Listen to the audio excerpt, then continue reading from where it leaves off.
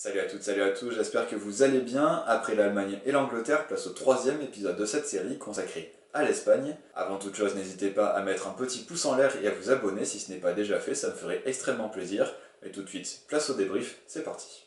Le Real Madrid a remporté son 34e titre de champion d'Espagne le 19 juillet dernier, en renversant totalement la situation depuis le confinement. Bon nombre d'observateurs voyaient le Barça remporter ce titre, eux qui possédaient 2 points d'avance sur le Real avant l'épidémie de coronavirus. Mais la fin de saison aura finalement donné raison aux hommes de Zinedine Zidane, qui n'avaient plus décroché le titre depuis la saison 2016-2017. C'est sans doute le facteur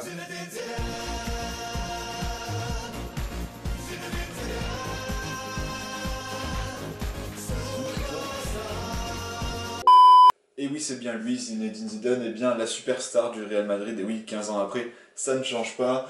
Avec ses 38 matchs, 26 victoires, 9 nuls et 3 défaites, c'est certes moins clinquant que Liverpool ou que le Bayern Munich par exemple, mais c'est tout aussi efficace. Les 3 défaites, elles sont à l'extérieur, face à Levante, face à Mallorca et face au Betis Séville, 3 équipes qui ne jouent absolument pas l'Europe. Mais la stat, elle est là, avec seulement 25 buts encaissés, le Real Madrid est la meilleure défense du championnat devant l'autre club de Madrid, l'Atlético. Critiqué en tout début de saison pour ses largesses défensives, le Real a su faire taire ses détracteurs. Le quotidien L'équipe place le technicien français comme étant le meilleur entraîneur du monde devant Jürgen Klopp et Pep Guardiola. Et vous, qu'en pensez-vous? Ça m'intéresserait beaucoup de connaître votre avis dans les commentaires. Le Real Madrid a souvent fait tourner lors de cette saison 2019-2020, c'est pour ça qu'il a été très difficile de dégager un 11 type entre les blessures et les suspendus notamment. Zinedine Zidane a dû faire des choix. Voici donc le 11 que j'ai pu dégager avec au cage Thibaut Courtois, seulement 20 buts encaissés pour l'international belge. Beaucoup le considéraient comme étant fini, mais Thibaut Courtois il a su faire taire ses détracteurs et il a montré bel et bien que c'était l'un des meilleurs gardiens au monde, donc bravo à lui. En défense centrale, on les retrouve Sergio Ramos et Raphaël Varane, l'une des meilleures défenses centrales au monde, voire même peut-être la meilleure, Sergio Ramos, qui a tout de même marqué 11 buts en championnat en 35 matchs seulement, ce qui est quand même exceptionnel, même si c'est beaucoup de pénalty, on y reviendra tout à l'heure. Sur les côtés, Dani Carvajal, Ferland Mendy. Alors, Dani Carvajal, on le sait, c'est un des meilleurs latéraux à son poste, bien sûr. Il a quasiment joué l'intégralité des matchs. Dani Carvajal, l'international espagnol, est toujours aussi fort. Là où on peut se poser quelques questions, c'est Ferland Mendy, l'ancien lyonnais, a joué plus de matchs que Marcelo, c'est pour ça que je l'ai mis dans le 11 type. Mais là aussi, Zinedine Zidane a beaucoup fait tourner, et Ferland Mendy s'est imposé petit à petit comme étant un titulaire. Il a notamment joué le 8e de finale aller de Ligue des Champions face à Manchester City. Le retour se jouera dans quelques jours et Ferland Mendy il a su montrer que c'était un latéral avec beaucoup de potentiel. À suivre évidemment sa progression. Au milieu de terrain, là aussi ça a été difficile de faire des choix. Casemiro est peut-être le choix le plus évident, en tout cas lui qui a joué quasiment tous les matchs aussi cette saison. Le milieu de terrain défensif est l'un des seuls à ce poste à ne vraiment pas avoir de concurrence. On peut vraiment considérer que c'est un titulaire indiscutable, Casemiro. L'international brésilien s'impose chaque année comme étant l'un des meilleurs à son poste, à un poste un tout petit peu plus offensif. Là, il y a quelques questions à se poser. Toni Kroos, Federico Valverde, Luka Modric, les trois sont un peu en concurrence, ils jouent beaucoup à ce poste-là. Federico Valverde a surtout joué la première partie de saison, et Toni Kroos, après le confinement, a repris sa place de titulaire. C'est pour ça que je les ai plutôt mis en concurrence, Luka Modric. Même s'il a eu une saison 2018-2019 très compliquée cette année, il a été bien plus performant. On retrouve le Ballon d'Or 2018 dans ses plus grandes œuvres. Et puis en attaque, là aussi, c'est un gros chantier. On va commencer par le seul titulaire indiscutable, entre guillemets, Karim Benzema. Il a fait une saison monstrueuse. Il a été dans tous les bons coups. Karim Benzema, on le retrouvera tout à l'heure dans le classement des buteurs, mais aussi on en parlera quand on évoquera les Français en Ligue. Au poste d'ailier droit, Isco a été peut-être celui à moins joué de matchs, puisqu'il en a joué que 23 sur les 38 de Liga, et parce qu'il a été blessé. C'est un titulaire quand même indiscutable, même s'il y a quand même du monde à ce poste. On a Lucas Vazquez, on peut avoir Marco Asensio aussi qui peut jouer sur ce côté droit. Il y a du monde qui peut évidemment le concurrencer, mais Isco, il montre chaque année qu'il mérite vraiment sa place. Et puis, le dernier poste, je voulais faire un focus sur Vinicius Junior, le jeune attaquant brésilien né en 2000, hein, il a à peine 20 ans. Eh bien, il commence à s'affirmer comme étant un titulaire. Là aussi, beaucoup de blessés et un poste qui a souvent tourné. On a vu aussi Rodrigo jouer, l'autre brésilien qui a, lui, 19 ans, qui est né en 2001.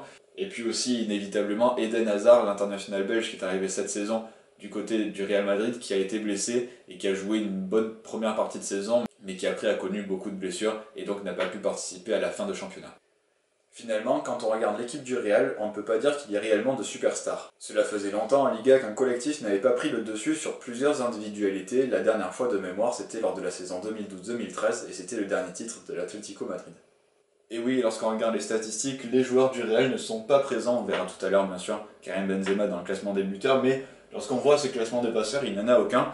Mais il y a évidemment Lionel Messi, 33 matchs, 25 buts, 21 passes décisives. L'attaquant argentin a encore fait une saison monstrueuse. Derrière lui, Michael Oyarzabal, 37 matchs, 11 passes décisives pour l'attaquant de la Real Sociedad. C'est peut-être quelqu'un qu'on n'attendait pas à ce niveau, comme celui qu'on a présenté juste après. Il a été l'un des acteurs majeurs de la Real Sociedad qui a pu atteindre la Ligue Europa, même si ça a été beaucoup plus difficile sur la fin de saison, on en parlera tout à l'heure.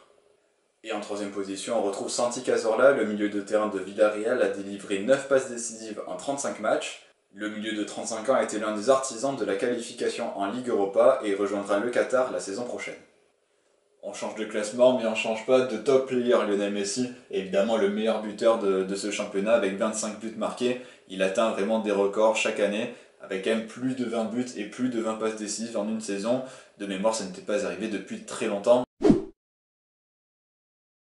Et on le voit enfin, Karim Benzema, 21 buts en 37 matchs pour l'attaquant du Real Madrid. Le Français a vraiment été impressionnant et a été l'un des piliers de cette équipe. Il est l'un des acteurs majeurs du titre. Et en troisième position, on retrouve un autre joueur de Villarreal, Gérard Moreno, 18 buts en 35 matchs pour l'international espagnol. Il a vraiment réalisé une excellente saison. Le classement final, le voici, avec le Real Madrid qui a remporté le titre avec 5 points d'avance sur le FC Barcelone. Cette stats, elle est très intéressante. Déjà sur les clean sheets, 19 clean sheets pour le Real, 15 pour le FC Barcelone, 17 pour l'Atlético et 17 aussi pour Séville. Le Barça qui a peut-être perdu ce titre sur le nombre de buts encaissés, on le voit bien. Le FC Barcelone a 38 buts encaissés, soit 13 de plus que le Real. Alors 38 buts, ça ne paraît pas beaucoup, c'est seulement un but par match, mais ça crée quand même une grosse différence par rapport au Real qui en a encaissé que 25 et qui donc a mieux su protéger ses cages. Et là aussi, la stat, elle est là. Le nombre de pénaltys obtenus, 10 pour le Real, 6 pour Barcelone, 11 par exemple pour Villarreal qui va jouer la Ligue Europa, on en parlera juste après. Mais là aussi, 2 seulement pénaltys concédés par le Real. Ça a beaucoup fait parler dans les médias, le Real Madrid qui obtenait beaucoup de pénaltys après le confinement. J'ai regardé sur les statistiques, en fait, il y en a eu 5 avant le confinement, 5 après le confinement, c'est pour dire que le Real n'a pas eu forcément plus de pénaltys que d'habitude. On le voit bien, par exemple, Villarreal en a obtenu 11, l'Athletic Bilbao en a obtenu 10 aussi, comme quoi le Real Madrid n'est peut-être pas forcément avantagé. Mais aussi, Barcelone a encaissé 7 pénaltys. C'est beaucoup, 7 pénaltys, même si Ter Stegen en a arrêté la plupart. Il faut quand même dire que Barcelone a connu quelques difficultés en défense, même si encore en attaque, ils se sont montrés monstrueux avec plus de 86 buts marqués. A noter que les 4 clubs qui vont aller en Ligue des Champions sont encore en lice dans les compétitions européennes. Le Barça affrontera Naples en 8ème de finale, le Real Madrid affrontera Manchester City en 8ème de finale de Ligue des Champions, l'Atlético s'est déjà qualifié, affrontera Leipzig en quart de finale, là aussi de Ligue des Champions. Le FC Séville jouera par contre en Ligue Europa, c'est ce soir à 18h45 face à l'AS Roma. Un 8ème de finale inédit puisque ça se joue en un seul match. Les autres 8ème de finale, hormis également l'Inter Milan et Retafe, les autres matchs se seront joués en 8ème de finale aller et retour. Là pour le FC Séville, ça se jouera en un seul match, donc ça va être vraiment un match intéressant à suivre. Pour la Ligue Europa, ça s'est joué à très peu de choses. Villarreal s'est donc qualifié avec 60 points, mais là, on voit bien 56 points pour la Real Sociedad, 56 points pour Grenade, 54 pour Retafe, 53 pour Valence. Ça s'est vraiment joué à la toute dernière journée. La Real Sociedad qui a réussi à accrocher le match nul face à l'Atlético Madrid et qui donc passe directement en Ligue Europa. Grenade qui ira donc en tour préliminaire de Ligue Europa. Retafe par contre qui n'ira par exemple dans aucune compétition européenne, ni Valence qui était en 8ème de finale de Ligue des Champions la saison dernière. Je voulais faire un point sur la Real Sociedad qui avec 56 points termine en Ligue Europa. Avant le confinement, ils étaient en Ligue des Champions et puis finalement ils se sont complètement effondrés et ils ont failli se faire attraper par Grenade et même par Retafe, ça s'est joué à très peu. La Real Sociedad, 9 pénaltys encaissés, seulement 9 clean sheets, ça s'est vraiment pas bien passé sur cette fin de saison pour la Real Sociedad, mais qui ira quand même en Ligue Europa. C'est vraiment un ouf de soulagement pour les Basques.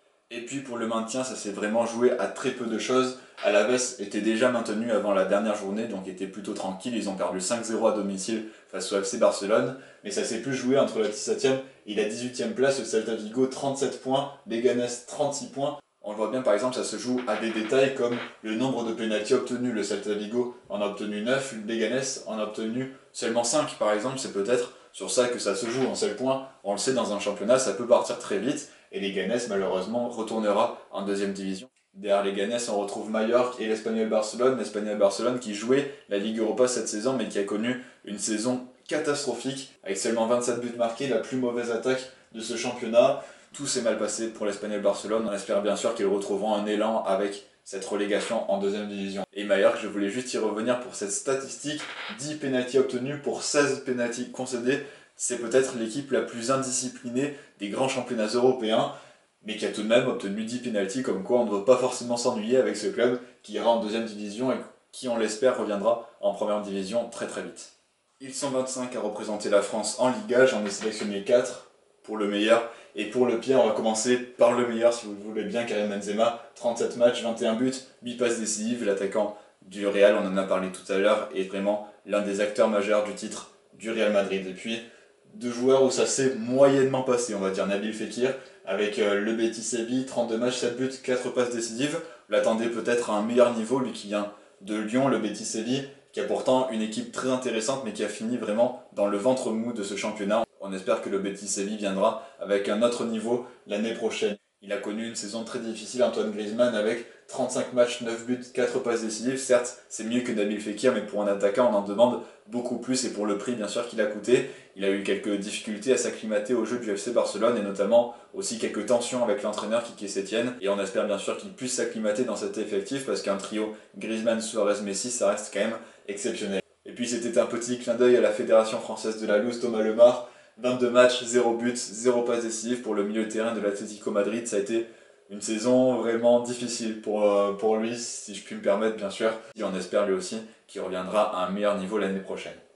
Les défenseurs français se sont illustrés en Liga, on pourra citer Ferland Mendy, Raphaël Varane, Clément Langlais ou encore Robin Lenormand. Le défenseur central français de la Real Sociedad a disputé 31 rencontres et a marqué un but. La belle histoire, elle est à mettre au crédit d'un tout jeune joueur argentin. Vous avez peut-être vu défiler son nom, Luca Romero. À peine 15 ans, il a déjà foulé les pelouses de Liga. Bon, pas pour longtemps puisque celui qui porte les couleurs de Mallorca descend en deuxième division. Mais le 24 juin dernier, il est rentré pour la toute première fois de sa carrière face au Real Madrid. Et oui, rien que ça. Personnellement, je prends déjà un coup de vieux quand je vois Eduardo Camavinga jouer pour Rennes alors qu'il est né en 2002. Mais Luca Romero, lui, il est né en 2004. Les observateurs l'annoncent comme étant le nouveau Lionel Messi, alors on va pas s'enflammer, on va bien sûr attendre de voir ce qu'il donne, mais en tout cas ça promet déjà beaucoup. Et enfin le voici, mon 11 type de la Liga version 2019-2020. En poste de gardien, j'ai choisi l'international slovène Jan Oblak, le gardien de l'Atlético Madrid a encore une fois été étincelant, peut-être le meilleur gardien au monde. Vous me dites ce que vous en pensez bien sûr en commentaire. J'aurais pu choisir Thibaut Courtois, mais j'ai préféré quand même mettre Jan Oblak parce qu'il a été vraiment essentiel pour la Ligue des Champions et pour l'Atlético Madrid. On aurait pu également mentionner le nom d'Aitor Fernandez, le gardien de Levante, qui a été un des meilleurs gardiens cette saison, une révélation en Liga, mais j'ai préféré quand même mettre Jan Oblak à ce poste. Les latéraux à présent, Sergio Reguilón, l'arrière-gauche de Séville, a fait une saison monstrueuse, peut-être en concurrence avec Ferland Mendy. Je ne savais pas trop qui mettre, mais j'ai préféré mettre finalement celui qui a été prêté par le Real Madrid au FC Séville et qui a vraiment réalisé une saison très convaincante. Et puis arrière droit, j'ai mis Dani Carvajal, j'aurais pu mettre Jesus Navas par exemple, mais on va équilibrer un peu la défense entre le FC Séville et le Real Madrid. Dani Carvajal qui a été essentiel à la quête du titre. Et puis en défense centrale, Sergio Ramos, Diego Carlos. Sergio Ramos, on en a parlé un petit peu avant, 11 buts marqués cette saison, c'est exceptionnel pour un défenseur central. Diego Carlos, il a vraiment illuminé cette défense de Séville. L'ancien défenseur de Nantes a vraiment montré qu'il était le patron de cette défense et il a permis à Séville de se qualifier pour la Ligue des Champions. Au milieu de terrain, Santi Cazorla, Frenkie de Jong, Martin Odegaard. On va commencer par Santi Cazorla, le milieu de terrain de Villarreal a marqué 11 buts et délivré 8 passes décisives, ce qui est quand même impressionnant pour le milieu de terrain de 35 ans. Lui qui a été formé à Villarreal, c'est une très belle histoire puisqu'il revient aux sources et fait une saison exceptionnelle. Frenkie de Jong, peut-être un des choix sur lesquels vous n'allez pas forcément être d'accord avec moi, c'est pour moi celui qui a réussi à réguler le milieu de terrain du FC Barcelone. C'était très difficile à ce poste-là, il y a beaucoup de monde, entre Rakitic, Arturo Vidal, Sergio Busquets, j'en pourrais en citer beaucoup d'autres, mais Frenkie de Jong pour sa première saison au FC Barcelone, il a su montrer qu'il était un titulaire indiscutable pour une première saison et à cet âge-là, c'est vraiment très fort de sa part. Et puis Martin Odegaard, l'international norvégien de la Real Sociedad, a montré qu'il faisait partie des meilleurs milieux de terrain de la Liga, lui qui a connu une saison à deux temps. La première partie de saison a vraiment été exceptionnelle, il a montré qu'il faisait partie des meilleurs joueurs de la Liga. Par contre, après le déconfinement, ça a été un petit peu plus difficile à l'image de la Real Sociedad qui a perdu beaucoup de place, et Martin Odegaard il fait partie de cette équipe type pour moi parce qu'il a été vraiment très très fort, le milieu de terrain prêté par le Real Madrid. Il sera forcément l'une des attractions à suivre lors de la saison 2020-2021. Et puis en attaque, on va commencer par lui, Lucas Ocampos. Je l'ai positionné en tant qu'ailier gauche, Lopetegui le fait plus jouer à droite. Mais je voulais vraiment mentionner l'exceptionnelle saison de la part de l'attaquant argentin. 14 buts et 3 passes décisives pour l'ancien attaquant de l'Olympique de Marseille. C'est vraiment une saison exceptionnelle. Il a vraiment montré qu'il était le taulier de cette équipe. Et puis les deux meilleurs joueurs sans doute de cette Liga, Lionel Messi et Karim Benzema. Lionel Messi, 25 buts et 21 passes décisives. Karim Benzema, 21 buts et 8 passes décisives. Ils ont vraiment montré, encore une fois, qu'ils faisaient partie des tout meilleurs joueurs à leur poste. Si vous n'êtes pas d'accord avec mes choix, évidemment, vous le mettez en commentaire. Pour terminer ce débrief, je me devais de parler du départ à la retraite d'Iker Casillas. Le gardien du FC Porto a annoncé officiellement qu'il quittait les pelouses ce mardi. L'international portier espagnol a disputé avec le Real Madrid 725 matchs, rien que ça inflige le respect. Et des joueurs ou des anciens joueurs du FC Barcelone, comme Xavi ou encore Lionel Messi, ont tenu à lui rendre hommage. Le sextuple Ballon d'Or a transmis un message personnel, je cite « Tu étais un gardien spectaculaire, c'était vraiment difficile de t'avoir comme adversaire. » On souhaite évidemment à Iker Casillas tout le meilleur pour la suite, en espérant bien sûr qu'il reste proche des terrains. C'est la fin de cette vidéo, j'espère qu'elle vous aura plu. Si c'est le cas, n'hésitez pas à cliquer sur le petit bouton s'abonner et à lâcher un pouce en l'air, ça me ferait extrêmement plaisir. Demain, dernière vidéo de la semaine où on devrait logiquement parler d'Italie, peut-être de notre pays, on verra bien. D'ici là, prenez soin de vous, prenez soin des autres, mais surtout restez connectés. Ciao.